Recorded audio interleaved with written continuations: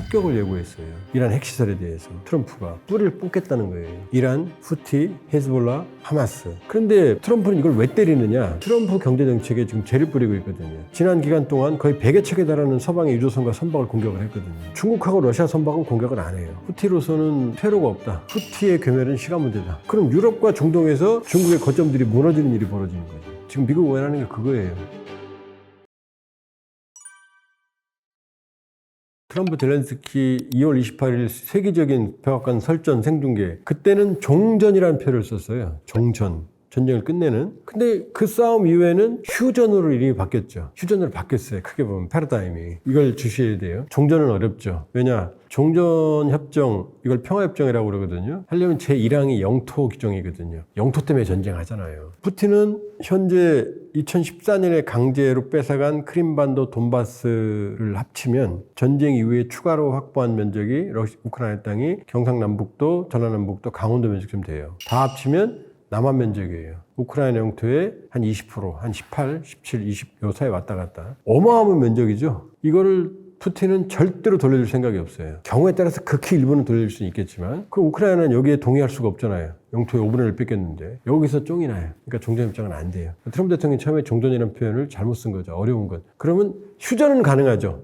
둘 다 지쳤으니까. 나토도 지쳤고 미국은 발 빼고 싶어하고 우크라이나 지쳤고 러시아도 지쳤고. 그럼 이 상태에서 휴전하면 끝나는 건 아니니까 종전 같은 휴전 같은 종전 이게 계속 가겠죠. 한반도 분단 체제처럼. 그러니까 요 흐름으로 지금 가고 있다. 그러나 자동차가 시속 100km로 가다가 갑자기 멈출 수 없잖아요. 요 관성으로 가고 있는 거다. 또 하나는 휴전을 하게 되면 마지막으로 점령하고 있는 그 지역이 내 땅이 되는 거거든요. 그러니까 전투가 치열해지죠. 남부 99%의 전장을 차지하는 남부 해랑, 돈바스와 크림반도를 잇는 요 지역은 전선에 교착돼 있어요. 거의 변화가 없어요. 근데 이제 지난해 8월 젤렌스키가 침공했던 거꾸로 러시아의 쿠르스크 지역 약 1300제곱킬로인데 여기를 젤렌스키 트럼프 백악관 설정 이전에는 우크라이나가 한 500, 600 정도 장악하고 있었거든요. 700은 뺏기고. 푸틴으로서는 장악 뺏어야 되니까. 자기네 나라 영토를 뺏긴 상태에서 주전할 수는 없으니까. 그런데 젤렌스키가 트럼프를 들이받은 다음에 3월 3일 날 트럼프 대통령이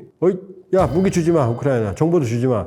이때부터 푸틴이 뚫어버려요. 그래서 한 5, 600 되는 데가 지금 많아야 100, 한 7, 80 정도만 우크라이나가 점령하고 다 수복을 했어요. 근데 이건 왜 또 못 뺏고 있느냐. 그 사이에 무기 중단, 정보 중단을 하니까 젤렌스키가 형 잘못했어. 광물협정할게. 이렇게 해버렸거든요. 그랬더니 트럼프가 알았어. 그럼 무기 다시 줄게. 요게 3월 12일이에요. 요때부터는 러시아의 진격이 멈춰요. 그리고 이 전선이 교착이 됩니다. 거꾸로 쿠르스크주 밑에 이제 무기를 받았잖아요. 정보도 받았잖아요. 쿠르스크주 밑에가 벨고로드 주라는 데가 있거든요. 여기를 3월 19일부터는 우크라이나가 거꾸로 침공에 들어가요. 그래서 지금 약 한 100제곱킬로미터 정도를 우크라이나가 확보하고 있어요. 그러니까 트럼프가 미국이 무기를 줬다 뺏었다 줬다 뺏었다 하면서 전장 상황이 유지가 되고 있는 거예요. 그러니까 누가 유리하다 불리하다 러시아 우크라이나가 양쪽 다 전쟁을 뒤집을 수가 없어요. 무기 중단하면 우크라이나가 뚫리는 거고 무기 더 주면 푸틴이 코피 터지는 거고. 강철비라고 있죠. 강철비. 미국 기준 하이마스라고 하는 게 다연장인데 포드 하나에 227mm 로켓이 6발이 들어가요. 에이테킴스는 한 발 들어가요.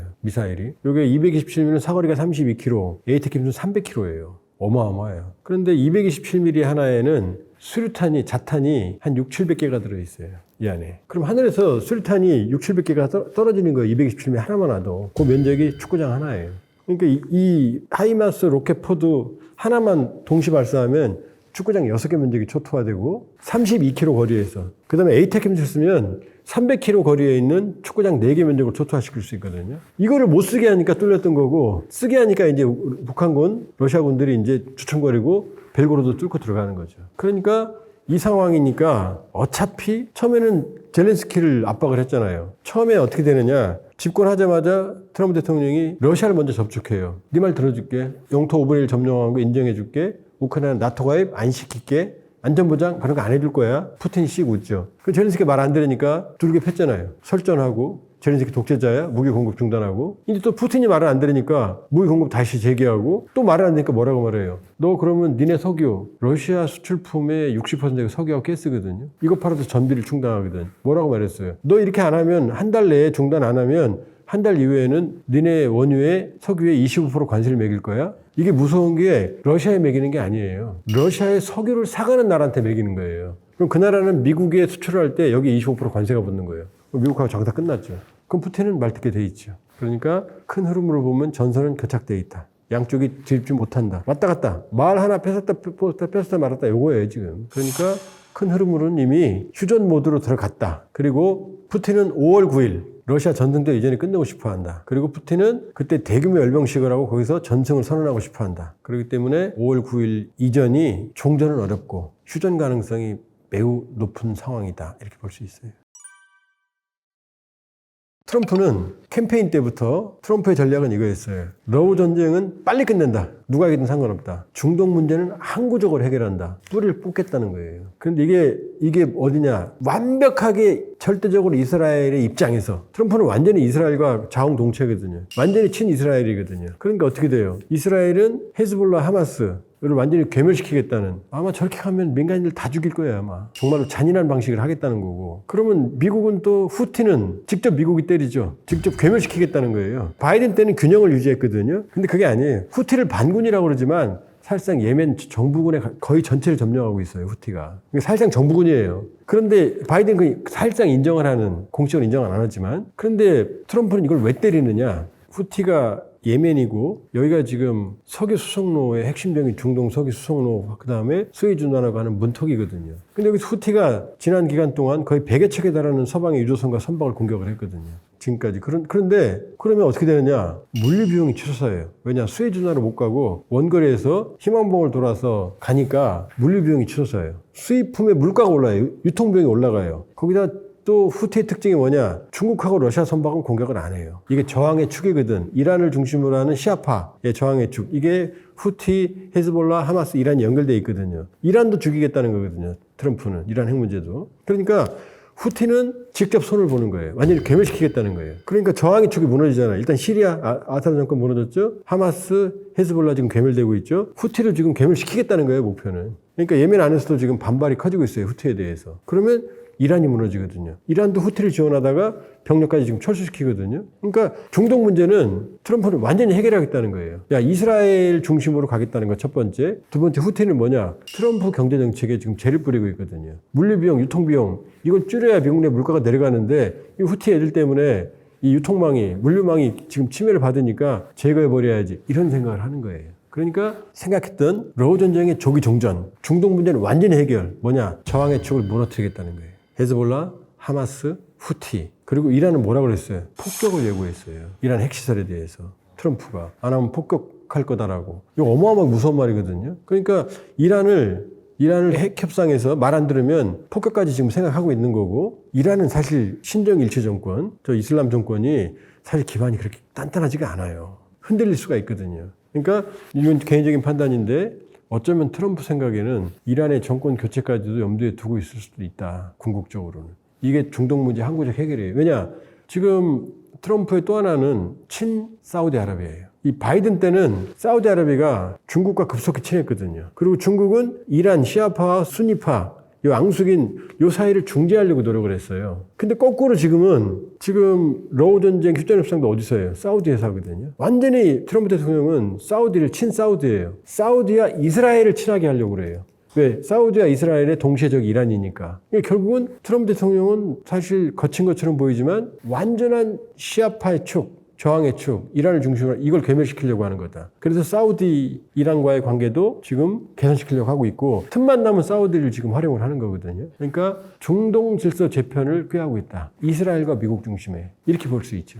만일에 이란의 축이 무너지면 중동 전체가 침미할 가능성이 있죠. 왜냐하면 반미의 핵심적인 그 저항의 축이 사실은 이란을 중심으로 하는 순위파였거든요. 그게 핵심이 이란, 후티, 헤즈볼라, 하마스. 여기에 이제 이란이 있고, 이걸 지원하는 게 이제 이란 혁명군이 주로 이들을 지지하고 있었거든요. 그러니까 결과적으로 이란의 축이 무너지면 시리아도 무너졌고, 이미. 그러면은 이 중동 전체에 대해서 러시아의 입김, 이란의 입김이 쭈그러들게 되면은 아무래도 이제 침미화하는, 중동 전체가 침미화하는 경향이 뭐 부분적으로 차이가 있겠지만 나타날 수 있겠죠.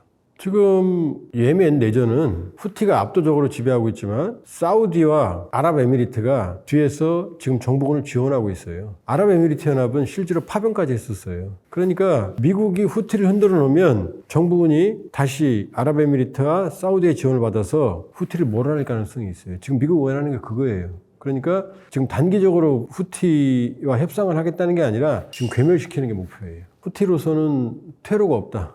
지금 저항을 해야 되는데 괴멸이냐 저항이냐인데 저항할 능력은 없고 이란까지 지금 지지를 처리하고 있기 때문에 후티의 괴멸은 시간 문제다. 그럼 완전히 괴멸이 되느냐 아니면 아프가니스탄 내전처럼 복잡한 양상으로 가느냐 이 문제지 지금 사실상 정부군을 역할을 하고 있던 후티의 세력은 급격히 축소될 거다. 지금 후티가 정부처럼 똑같이 역할을 해요. 국제법도 인정 못 받지만 세금도 걷고 통치하고 사실상 정부였거든요. 근데 그 기반이 무너지고 있는 거죠.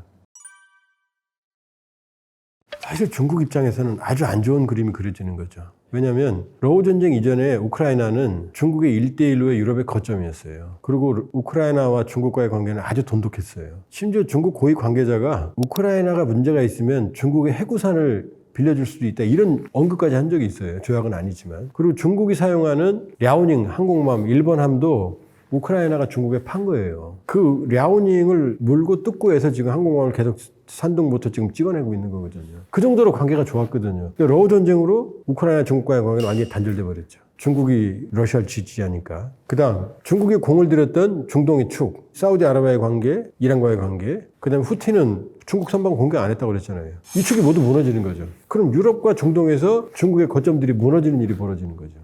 중국이 아프리카에 많은 공을 들였거든요. 지부티 같은 경우는 중국군이 쓸 수 있는 항구까지 있거든요. 그러니까 이 축이 무너지는 거죠, 사실. 약화되는 거죠. 그러니까 중국으로서는 지금 겉으로는 태어나지만 1대1로나 중국의 세계 전략에서 아주 안 좋은 그림들이 그려져 가고 있는 거죠. 파나마까지 지금, 파나마 운하에 대한 영향을 지금 뺏겼잖아요. 그러니까 겉으로 보면 사실은 트럼프의 정책 중에 중국을 압박하는 정책은 착착 진행돼 가고 있는 거죠. 자연스럽게.